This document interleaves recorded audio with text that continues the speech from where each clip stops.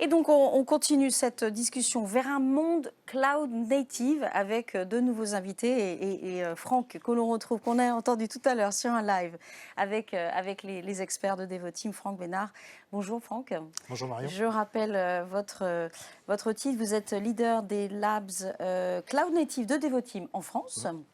Et puis aussi Sébastien Bergougnou. Bonjour. Bonjour. Vous êtes, je retrouve votre titre, leader des plateformes d'échange en API management chez Devoteam France aussi. Donc vous êtes évidemment deux spécialistes tous les deux du cloud native. Alors on va évoquer en détail aujourd'hui pour celles et ceux qui nous écoutent ce cloud native, que peut-être certains découvrent. Première question d'abord, Gartner prévoit d'ici 2025 que 95% de toutes les nouvelles initiatives digitales, quelles qu'elles soient, seront consultées sur des plateformes cloud native. C'est pas n'importe qui, c'est Gartner, donc on peut espérer que ce soit relativement pragmatique. Chacun a sa propre définition du cloud native et j'avais envie de commencer d'abord, on peut commenter ce chiffre, votre définition à vous. Qu'est-ce que c'est le cloud native? Eh bien, je vais vous raconter ma vie du coup. Donc moi, ça fait 25 ans que je fais ce métier. Et alors, on ne va pas parler de l'Internet, mais j'ai vu trois grandes nouveautés arriver qui ont transformé notre métier ces 25 dernières années. C'est l'iPhone, déjà dans les années 2010, un peu avant. C'est le cloud, et puis c'est Docker. Alors, Docker, aujourd'hui, on n'en parle plus, on parle plus de Kubernetes. Mais Docker, c'est quand même lui qui a mis dans la tête des gens la notion de container. Et suite à ça, les architectures ont changé. Et donc, cloud natif, pour moi, c'est ce qui est bâti sur du cloud, donc qui rend les choses finalement élastiques à la demande, et avec cette notion de container qui permet de modulariser finalement les applications informatiques. Et donc, c'est ces deux technos ensemble qui donnent cette vision cloud native. Et donc, tout autour, il y a tout un tas d'outils qui sont créés pour permettre de faire ça. Mais grosso modo, c'est ça la base. Et donc, être sur le cloud, c'est une condition nécessaire mais pas suffisante. On l'a dit tout à l'heure, si on pose un monolithe ou si on développe de manière monolithique sur le cloud, on n'est pas cloud native. Par contre, dès qu'on va commencer à utiliser ces technos, on l'est. Et du coup, c'est quand même un écosystème de techno, parce qu'on dit c'est super le cloud native, mais c'est quand même hyper compliqué. Parce qu'avant, c'était simple informatique, j'avais un client serveur, ou j'avais un ordinateur, et voilà.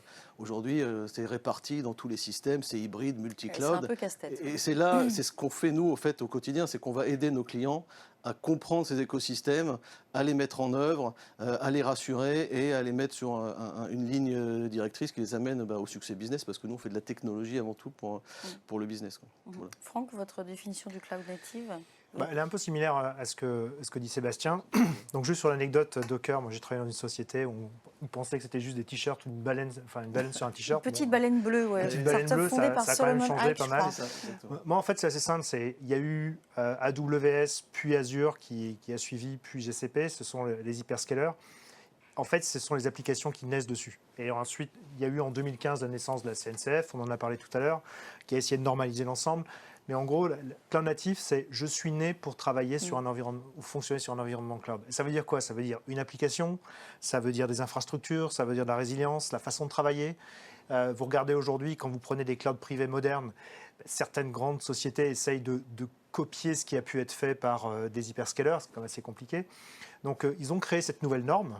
Et cette nouvelle norme, en fait, c'est devenu le cloud natif qui est derrière. Et aujourd'hui, c'est vraiment pervasif complètement. Donc, c'est ce que tu décris. On le voit sur le edge computing qui arrive complètement derrière. Et c'est le même principe, c'est de dire, je suis capable de prendre une application, de la porter à droite, à gauche.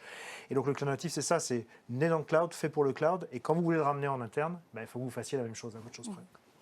Alors, si je comprends bien, le cloud native, c'est un peu le défi technologique dans lequel rentrent aujourd'hui les entreprises. C'est un avenir pour les entreprises. C'est une transition qui est pleine de promesses, plus d'agilité, plus de scalabilité, plus de business aussi. L'idée, c'est évidemment de développer des applications qui amènent de la rentabilité. Justement, arrêtons-nous un petit peu sur cette valeur ajoutée business, Sébastien. Dans une stratégie cloud native, c'est garanti, c'est pas garanti, quelle est cette valeur ajoutée? En fait, il n'y a pas grand-chose qui est garanti.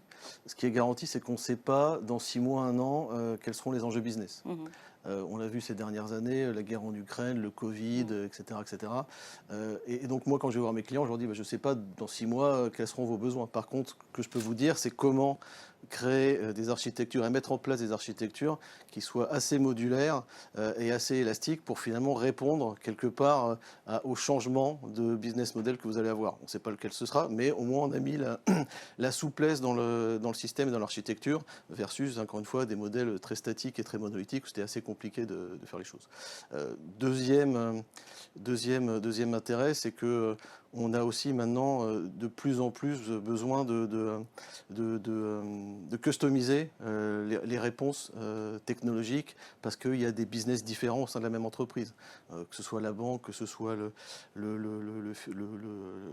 retail, que ce soit l'industrie traditionnelle, chacun a des business lines un peu nouvelles, essaye d'aller sur des nouveaux modèles et donc on essaye d'avoir finalement des architectures qui vont pouvoir se customiser pour répondre à chacun de ces modèles. Et puis la modularité, elle va aussi permettre demain de faciliter la connectivité et de faire de plus en plus de no-code, low-code. Une fois qu'on aura des plateformes plus simples à échanger, et ben on pourra faire du no-code, low-code. Et puis demain, on pourra, c'est ce que commencent à faire d'ailleurs les éditeurs de no-code, low-code, c'est de proposer des modèles d'intelligence artificielle qui soient capables de designer eux-mêmes les flux d'échange à travers de phrases qu'on leur a dit connecte-moi mon Workday avec mon SAP et ben, le système va récupérer les API, les microservices, connecter tout ça et le mettre en œuvre. Et ça, c'est possible parce qu'on est dans du modulaire, du cloud native, de l'élastique avec toutes les technos qui vont autour. Alors, on va parler tout à l'heure d'intelligence artificielle, justement.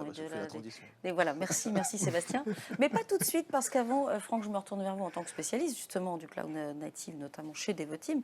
La valeur ajoutée business, selon vous, c'est quoi? C'est effectivement préparer les prochains pivots potentiels des entreprises? Oui, je pense qu'il y en a déjà un, tu le mentionnais sur la partie data, IA, etc., qui est de dire j'ai tout un patrimoine, je peux le traiter, le monétiser, le revendre et autres. Donc ça, c'est déjà un premier. Je pense que c'est en cours dans beaucoup de sociétés. Et on est un acteur majeur dessus. Il y en a un deuxième qui est plutôt... c'est la notion de plateforme métier. C'est que vous avez vu apparaître des grands acteurs, donc Romain citait tout à l'heure Uber, etc. Il y a des sociétés aujourd'hui, par exemple dans la banque, qui veulent faire des plateformes d'open banking, d'open assurance, etc. Donc en fait, elles ont un savoir-faire intrinsèque qui est leur métier, et elles veulent se transformer en fournisseurs de plateformes qui vont être justement capables de monétiser ces différents services. Donc ça, c'est une première tendance, donc notion de plateforme métier. Et il y en a une deuxième qui apparaît, et en France, on est un acteur majeur sur le monde des éditeurs logiciels, c'est qu'il y a beaucoup d'éditeurs logiciels qui datent de 10 ans, 15 ans, 20 ans, qui doivent passer dans un modèle SaaS, et donc il y a cette notion de modernisation qui vient dessus, pour pouvoir justement avoir une plus grosse échelle. Donc, notion de monétisation de la partie données, une notion de plateforme métier, et également pour les éditeurs, un enjeu pour pouvoir suivre des grandes tendances, comme ont marqué des ServiceNow ou des Salesforce, etc. Alors justement, il va être question de tendances. C'est l'occasion de reparler dans le prochain plateau de ces fameuses tendances pour performer, pour innover, optimiser. Merci à tous les deux pour vos précisions sur cette grande tendance du Tech Radar, le Cloud Native. On va donc maintenant regarder dans le détail justement ces tendances pour vous, entreprise qui est intéressée par le Cloud Native, dans quelques secondes avec de nouveaux invités.